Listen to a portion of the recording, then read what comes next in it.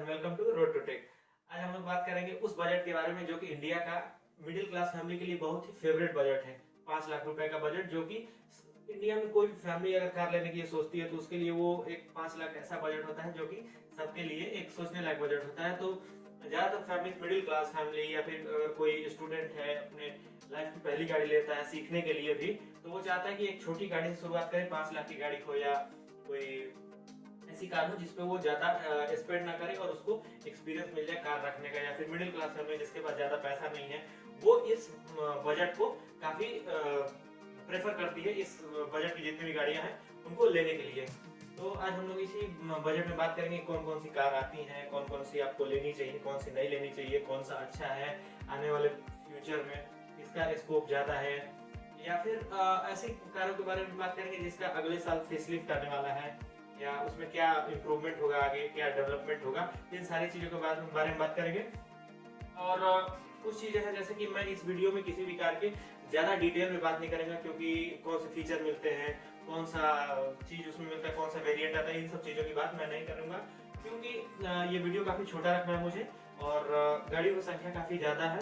इसलिए मैं इस वीडियो को शॉर्ट रखने के लिए मैं किसी भी कार का फीचर जो है डिस्क्राइब नहीं करने वाला। मैं सीधा सीधा एक आप समझ लीजिए अपनी भाषा में मोटा मोटा एक बता दूंगा कि उसमें क्या क्या आपको खासियत है और क्यों आपको वो कार लेनी चाहिए। हर कार की एक क्या कहते हैं उसको खासियत होती है, उस खासियत को मैं बताऊंगा कि उस कार की यूएसपी क्या है जिससे कि आप वो ले सके।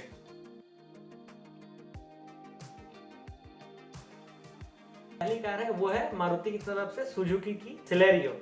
सिलेरियो का भी रिसेंटली फेसलिफ्ट आया, देखने में काफी अच्छा लगता है, मुझे तो पर्सनली बहुत पसंद है।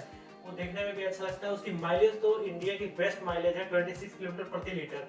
और जो इसका इंजन है वो भी काफी अच्छा है, उसमें जो अभी जो रिसेंटली लॉन्च हुई है उसमें फीचर्स भी काफी अच्छे मिलते हैं। हाँ मानता हूँ उसकी जो प्राइस रखी गई है वो थोड़ी ज्यादा है, देखते हुए कि वो किस तरह की कार है वो देखते हुए प्राइस ज्यादा है। बट हाँ उसके साथ फीचर्स मिलते हैं, आपको एक माइलेज ज्यादा देने वाली कार मिलती है। सेफ्टी का नहीं पता क्योंकि उसकी क्रैश टेस्ट कोई किया नहीं गया है तो सेफ्टी का नहीं पता, लेकिन मुझे नहीं लगता कि वो सेफ कार होगी क्योंकि सुजुकी की कार है तो वो सेफ नहीं होगी, ऐसा मुझे भी लगता है और काफी लोगों को ये लगता है कि सुजुकी की अगर कार इस बजट में ये लॉन्च कर रहा है तो ये सेफ्टी रेटिंग में 1 या 0, इससे ज्यादा आप एक्सपेक्ट नहीं कर सकते सेफ्टी रेटिंग में। हाँ फीचर्स अच्छे हैं, इसका जो लुक है वो भी इस बार जो नई फेसलिफ्ट आई है वो अच्छा है। और माइलेज के तो क्या कहने हैं, लुक के साथ आपको माइलेज मिल रहा है सोने पे सुहागा। तो आप जरूर इस गाड़ी को लीजिए, इसकी प्राइस जो है 5 लाख से स्टार्ट होती है।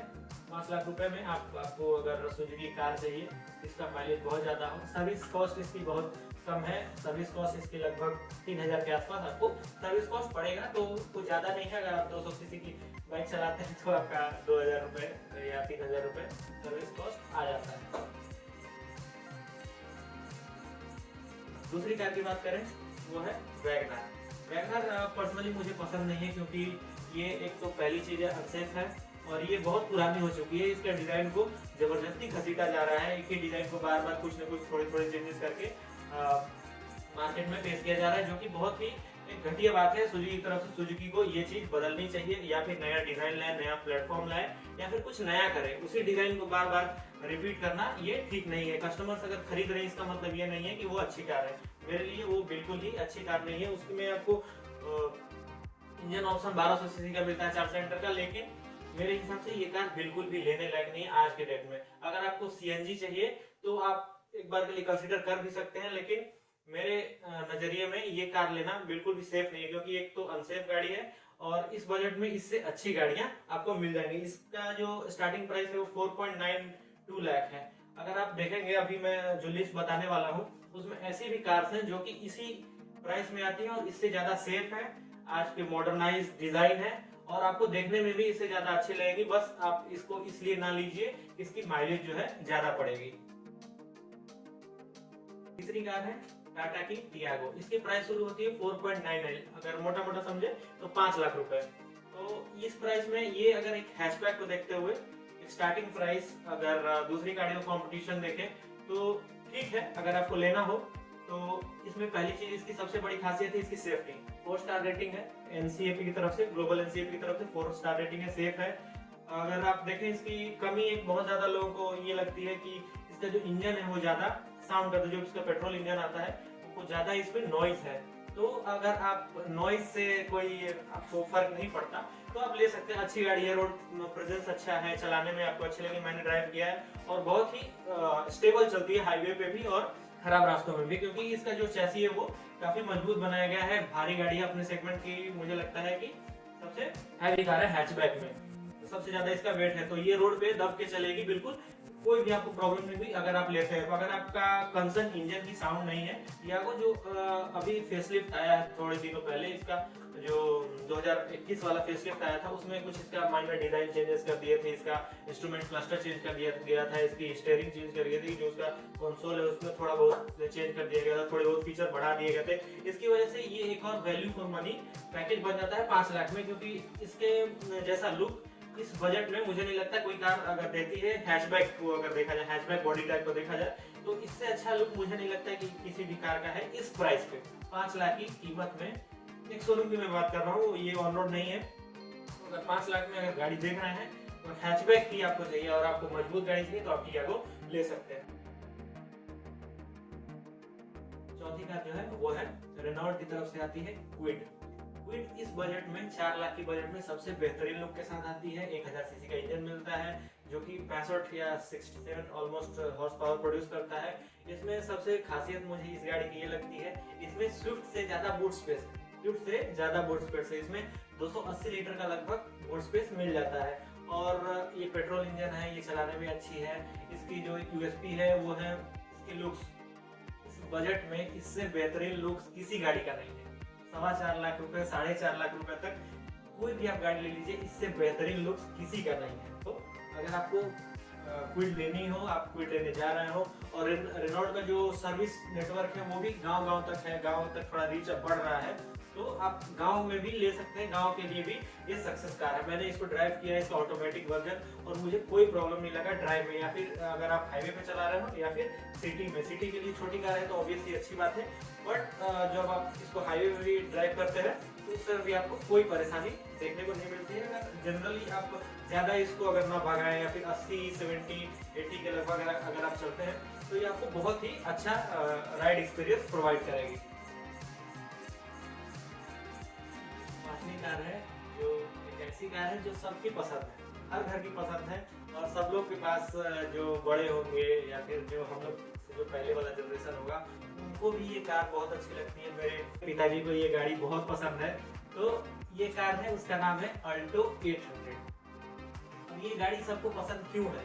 क्योंकि सबसे बढ़िया इसकी माइलेज, 800 सीसी का इंजन, छोटा इंजन, और उसमें मेंटेनेंस कम। एक बाइक के लगभग अगर आप एक 200 सीसी की बाइक रख रहे हैं तो आपका जितना मेंटेनेंस आपकी बाइक में आएगा लगभग उतना ही आपका मेंटेनेंस सर्विस कॉस्ट, समझ लीजिए मेंटेनेंस में सर्विस कॉस्ट आपको आने वाला है 800 का। तो इसलिए सब लोग 800 को ज्यादा प्रेफर करते हैं, क्योंकि ये रनिंग कॉस्ट आपकी कम कर देती है। एक तो माइलेज ज्यादा देती है, सीएनजी में भी उपलब्ध है, 800 सीसी का इंजन मिल जाता है, और आपको जो सर्विस कॉस्ट है वो आपको कम पड़ता है। जो कस्टमर होता है वो ये देखता है कि मैं जब गाड़ी लेने जा रहा हूँ तो जो मैं गाड़ी लेके आऊँ तो वो मुझे चलने में जेब पे कम भारी पड़े, इसलिए वो इस कार को ज्यादा प्रेफर करता है। इसीलिए इसी का इकलौता वजह है कि ये गाड़ी हमेशा टॉप 2, टॉप 3, हमेशा ये 2, 3 या 4, कभी भी 5 से नीचे ये नहीं जाती सेलिंग के मामले में। हर महीने ये टॉप 5 में रहती है, 1 नंबर पे रहे या 2 नंबर पे रहे या 3 नंबर पे, लेकिन ये बहुत ज्यादा बिकती है, इंडिया में सबसे ज्यादा बिकेगी। इसकी नेगेटिव मुझे सबसे ज्यादा ये लगती है कि पहली चीज इसकी सेफ्टी, बिल्कुल भी सेफ गाड़ी नहीं है। इसमें हो सकता है माइलेज अच्छा हो, मेंटेनेंस कम हो, लेकिन ये सेफ गाड़ी नहीं है। अगर आप अपनी फैमिली के लिए सेफ गाड़ी देख रहे हैं और आपका जो प्रायोरिटी है वो माइलेज नहीं है, आप माइलेज को ज्यादा क्या कहते हैं उसको वैल्यू नहीं करते, आपको माइलेज कम थोड़ा देगी गाड़ी चलेगा, लेकिन आपको सेफ्टी को ज्यादा प्रेफरेंस दे रहे हैं, तो आपको मुझे नहीं लगता कि ये गाड़ी पसंद आने वाली, क्योंकि ये सेफ गाड़ी नहीं है। ये बहुत ही सुजुकी की तरफ से जो भी आजकल गाड़ियां आ रही हैं वो सुजुकी उनकी सेफ्टी पे बिल्कुल कम ध्यान दे रहा है। मुझे लगता है कि ब्रेजा को छोड़ के और किसी कार ने सुजुकी के अच्छा परफॉर्म नहीं किया, खास करके 5 लाख की बजट में तो किसी ने नहीं। 5 लाख की बजट में सुजुकी के पास सेफ गाड़ी ही नहीं है। इसका जो है फेसलिफ्ट आने वाला है 2022 में, तो देखते हैं वो कैसा होगा, क्या आएगा उसके साथ कौन से नए फीचर्स आ जाएंगे, और देखते हैं कि सुजुकी उसके साथ हो सकता है कि कुछ नया प्लेटफॉर्म ला दे, कुछ इसकी सेफ्टी बढ़ जाए, हो सकता है कुछ स्टार 0 स्टार की जगह कुछ तो ला दे। तो होप करते हैं कि जो सुजुकी इसका फेसलिफ्ट लाने वाली है 2022 में, उसके साथ कुछ अच्छा कर जाए, और इसका भी जो लोगों को खरीद रहे हैं, इस पे भरोसा कर रहे हैं, इस भरोसे को सुजुकी मेंटेन रखेगी, क्योंकि एट द एंड लोग अब सेफ्टी पे भी ध्यान दे रहे हैं। तो मुझे लगता है कि कुछ दिन में या तो इस कार को बंद करना पड़ जाएगा या फिर लोग खरीदना बंद कर देंगे, इसलिए सुजुकी को थोड़ा ध्यान देना चाहिए इसकी सेफ्टी के ऊपर भी। जो छठी कार है वो है मारुति सुजुकी एस्प्रेसो।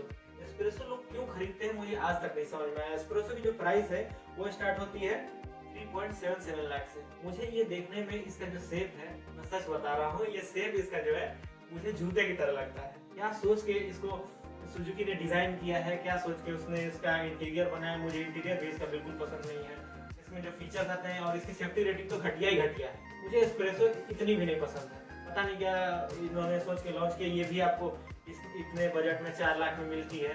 4 लाख में आपको क्विड मिल जाएगी, थोड़े पैसे अगर आप ये बढ़ा दे, 3.77 लाख की आती है, अगर थोड़े पैसे आप बढ़ा दें तो आपको क्विड मिल जाएगी। उससे काफ़ी बेहतर गाड़ी है, लुक अच्छा है, फीचर्स अच्छे हैं, आपको सेफ्टी भी मिल जाएगी।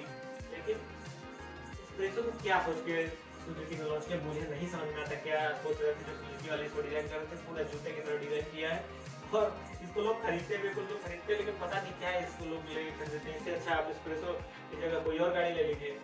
एस्प्रेसो से मैं उतना ही हेट करता हूँ जितना टाटा की इंडिका की डिजाइन से मैं हेट करता हूँ। टाटा की इंडिका मुझे सबसे ज्यादा, मैं जिस कार को हेट करता हूँ डिजाइन के मामले में, वो टाटा की इंडिका थी। भले ही वो उस जमाने में बहुत बिकी हो, लेकिन टाटा की इंडिका मुझे डिजाइन के मामले में बहुत ही गंदी लगती थी। सातवीं कार जो है हुंडई की सेंट्रो है। सेंट्रो एक अच्छी गाड़ी है, मैं मानता हूँ अच्छी गाड़ी है। इसका बूट स्पेस है वो भी 235 लीटर का है, आपको मिलेगा। अच्छी रिफाइनमेंट मिल जाएगी। हुंडई की जो इंजन्स होते हैं वो काफ़ी रिफाइंड होते हैं, तो आपको रिफाइनमेंट अच्छा मिलेगा, आपको परफॉर्मेंस ठीक मिलेगी, रोड पे चलाने में अच्छा है। मैंने ड्राइव नहीं किया, लेकिन जितने लोगों से मैंने बात की है सेंट्रो को लेकर, मेरे एक फ्रेंड के पास है, तो उसके पिताजी ड्राइव करते हैं, तो मैंने उससे पूछा, तो उनका कहना है कि वो अच्छा, मतलब वो सिटी में ज़्यादातर वो ड्राइव करते हैं। सिटी के लिए छोटी कार है, अच्छी कार है, रिफाइंड है बिल्कुल, जैसा कि हुंडई की सारी गाड़ियाँ होती है वो भी इसकी तरह ये भी काफ़ी रिफाइंड है, और सिटी के लिए बहुत ही अच्छी गाड़ी है। इसमें आपको 20 किलोमीटर प्रति लीटर का माइलेज मिल जाएगा। पेट्रोल इंजन 4 सिलेंडर का 1100 सीसी का आपको इंजन मिल जाता है। तो मुझे नहीं लगता इस कार में कोई प्रॉब्लम है। इसकी बूट स्पेस ठीक है, सेफ्टी भी ठीक ही है। सेंट्रो की जो सेफ्टी रेटिंग है वो 2 स्टार है। इस बजट में अगर देखें तो बाकी जो गाड़ियां 0 स्टार ला रही है, उससे अच्छा तो ये है कि 2 स्टार कम से कम लाई तो है। जो 8वीं कार है वो है सुजुकी की तरफ से इको। इको एक आप कह सकते हैं ये एमपीवी सेगमेंट की गाड़ी है, और इसमें 7 सीटर की मिलती है या फिर 5 सीटर की मिलती है। 2 सीटिंग कैपेसिटी में आती है, 5 सीटर या फिर 7 सीटर। इसमें जो आपको इंजन मिलता है वो 1200 सीसी का मिलता है, वही 4 सिलेंडर वाला जो कि वैगनार में आई थिंक मिलता है। वैगनार वाला ही 4 सिलेंडर वाला जो सीएनजी इंजन है वही आपको इसमें भी मिलता है। 275 लीटर या 270 लीटर आपको मिल जाता है बूट स्पेस। तो बूट स्पेस काफ़ी अच्छा है, और जो इसका सर्विस कॉस्ट है वो 3700 के लगभग इसका पड़ता है, तो ये ज़्यादा जेब पे भी भारी नहीं पड़ती है। इस कंपनी का नाम है डैटसन। उसकी 3 गाड़ियां हैं जो 5 लाख के अंदर आती हैं, और वही गाड़ियां ही हैं जो उस कंपनी के द्वारा प्रोड्यूस की जाती है। बाकी उसकी कोई गाड़ी भी नहीं है इंडिया में। और सोच लीजिए उस कंपनी की हालत क्या है, जिस कंपनी का एक भी प्रोडक्ट पिछले महीने नहीं बिका है। उसकी जो पहली गाड़ी है उसका नाम है डैटसन रेडिगो, दूसरी गाड़ी है डैटसन गो, और तीसरी गाड़ी है डैटसन गो प्लस। जैसा कि इनका नाम है गो, इसलिए ये मार्केट से चली गई है। बिल्कुल भी कोई इनको नहीं खरीद रहा है, ना ये खरीदने लायक भी नहीं है, ना रिफाइनमेंट है, ना आप सर्विस नेटवर्क प्रोवाइड कर रहा है, ना अच्छे सेफ्टी के साथ आती है, कुछ भी नहीं है इसमें। क्यों लेगा कोई? मैं भी इसलिए भी इस कार के बारे में बात नहीं करना चाहता, क्योंकि मुझे भी नहीं लगता कि ये आपको लेनी चाहिए। सब्सक्राइब जरूर कीजिए, क्योंकि सब्सक्राइब नहीं करेंगे तो मुझे मोटिवेशन कैसे मिलेगा कि मुझे और भी वीडियो बनानी चाहिए। तो इसलिए आप मुझे मोटिवेट करने के लिए सब्सक्राइब कीजिए, लाइक कीजिए और शेयर करते रहिए, क्योंकि वीडियोस अभी और आते रहेंगे। तो थैंक यू देखने के लिए।